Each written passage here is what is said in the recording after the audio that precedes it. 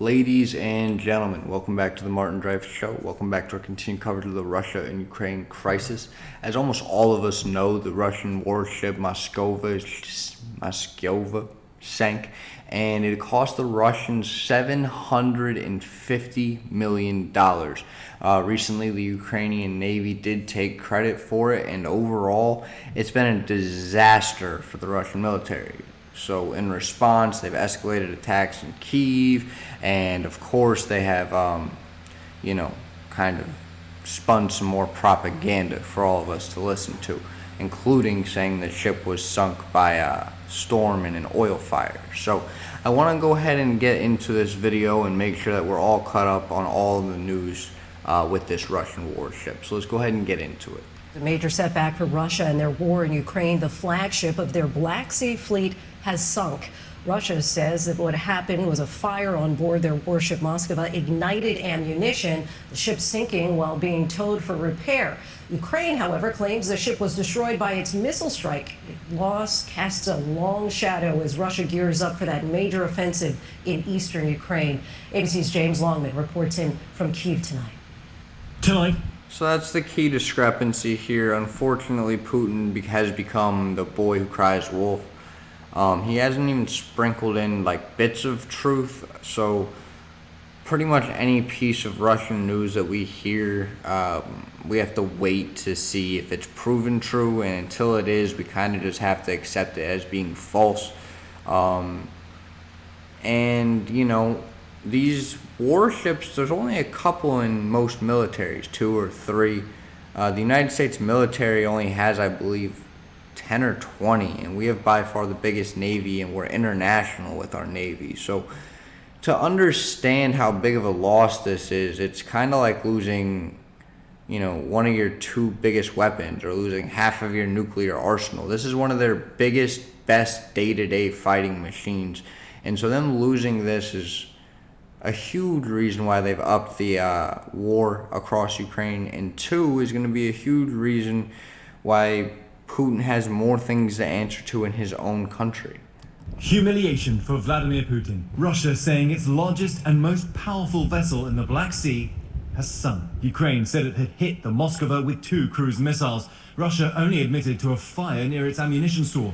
Either way, the ship is gone. Russia's Ministry of Defense saying the ship lost its stability as it was towed to port after what they say was a fire on board, adding the ship sank in a stormy sea. It has anti-ship missiles, it has anti-air missiles, and it has anti-missile missiles, which means this should have been able to defend itself. By sea and on land, Ukrainian forces are preparing for Russia's offensive in the east. Having failed to take Kyiv, Russia is expected to unleash an even deeper fury on the east. Today, striking this factory in Kramatorsk, the city a main industrial center, an entry point to eastern Ukraine. Its train station was hit just last week. 57 people were killed, mainly women and children trying to escape the fight. We reported on that as well. I'm still trying to wrap my head around how 2 cruise missiles can hit one of those ships. I also can't believe that a singular fire destroyed it. So there's definitely more to the story that none of us know, is kind of where I'm falling under, because the gentleman who is an expert on all the defense systems on the ship is 100% right. There is no way that a missile is just going to hit that ship. They're $750 million for a reason. But there's also no way a singular fire with all the troops on board is going to sink that ship either. So I think there's more to uncover there. After announcing a new $800 million military aid package for Ukraine yesterday, President Biden was pressed today on his administration's travel plans. Will you send senior officials to Ukraine? Well, we're making that decision now. Thank you. Who would you send? What was the reason? You ready to go? Yeah. Now, the loss of the Moskva means a big hit to Russia. Oh man, Biden seems a little scared there. You don't usually see him crack like that. His sole foundation as a president has been his ability to be presidential.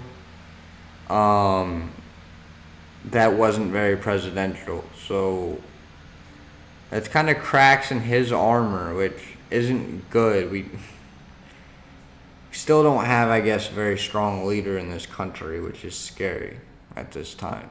There's military capabilities just as the US steps up its help. New American support includes 1,400 Stinger missiles, 5,500 Javelin rockets, and 700 Switchblade drones. Lindsay. James, thank you. So the biggest issue with that, and I'm not going to leave you guys on a white screen, is the recent warning from Putin saying, y'all got to stop or we're going to have unpredictable consequences. Now, the idea that a nuke is going to hit in America is very unlikely due to the fact of how good our defense system is and how far away Russia is. However,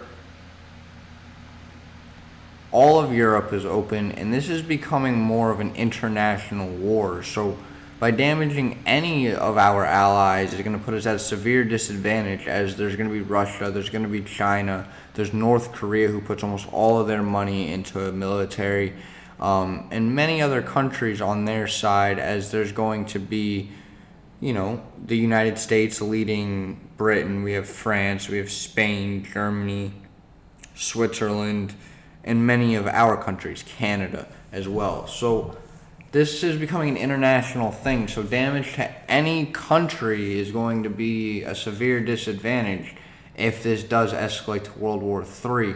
And as time goes on, as we're approaching, day 60 of this war, and just in Russia and Ukraine, you kind of see the unraveling of the world and its unity as we kind of speak, unfortunately.